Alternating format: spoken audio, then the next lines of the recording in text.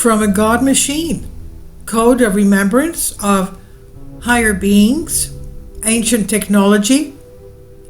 Most of us have heard or used the phrase God out of nowhere to describe a situation or a person who happened or appeared suddenly out of nowhere, thus getting us out of a difficult situation when we were in and given us the solution to a potential problem or dilemma.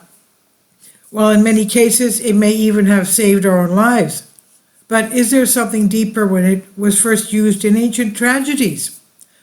However, many people do not know how this phrase we use came about, while few may have suspected another version of its interpretation, quite possible for open-minded people who like to look for alternative interpretations beyond the common sense and perspective of the many.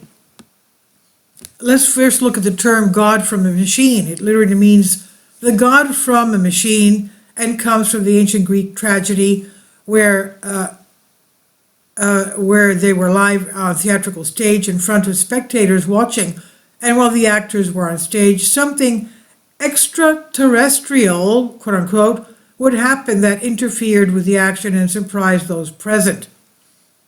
At the climax of the drama, the tragedian had made sure that the roles were led to unsolvable problems or to conflicts that led to a dead end. Then the director would make sure to unexpectedly appear on stage in a surprising way, apparently with the help of some mechanism, usually a crane. The presence of a god. This god would appear to descend from above, perhaps with some terrible musical background and similar effects of the theme, so that he would stand out as a divine person, but also so that the audience, who had already entered the logic of the play, would be convinced that this terrible and unexpected appearance was the intervention of a divine person in the play. This was done when, according to the scenario of the tragedy, there was and could be no human solution except with a superior intervention. Some such examples can be found in the ancient tragedy of Sophocles' Philoctetes, where Hercules intervenes to convince Philoctetes to campaign with the Achaeans in the Trojan War. We also encounter it in the play Medea, the tragedy of Euripides, where the god Helios, hearing the plea of Chorus, sends a chariot drawn by dragons to transport the child king Medea away from Jason.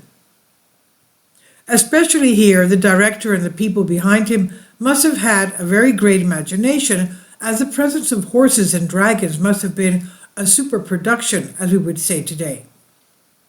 On the other hand, Aristophanes, his comedies and parodies and satires, the use of the machine god giving plenty of laughter to his viewers.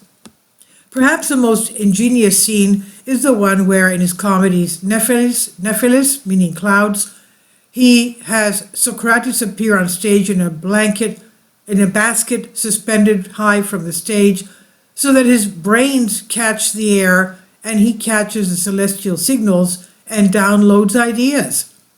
However, some have wondered, was the machine god just an excellent directional find or a secret code of intervention of a memory in human DNA?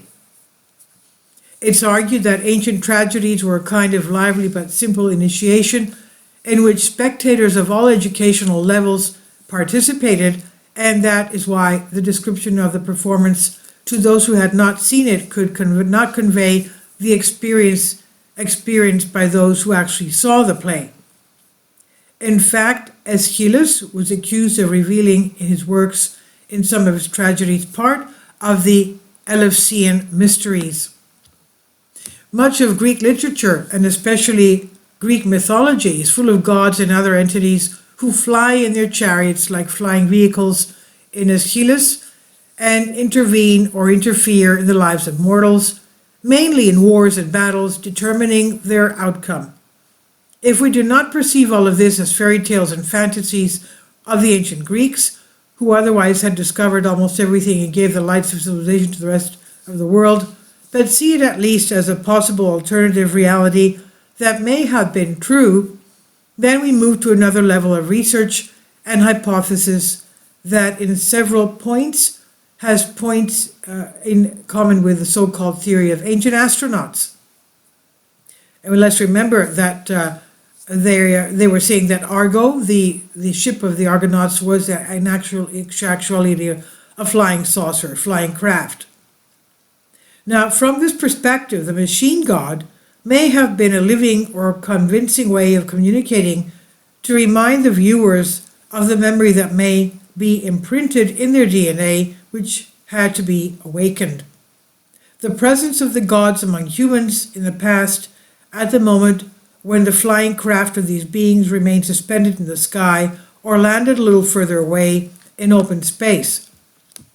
More specifically, author Raymond Drake in the book of Ancient Astronauts wonders if the machine god was a memory from the time when the gods, authentic spacemen, descended from space with their spacecraft.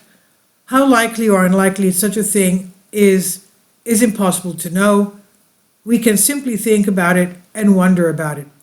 Please leave your comments, and thank you for your support. Patreon account. The daily posts are 5 videos daily, and they are totally different from what I have on my YouTube channel. Thank you so much for your support and that you find all my content so interesting. You'll find the Patreon account details in the description box below.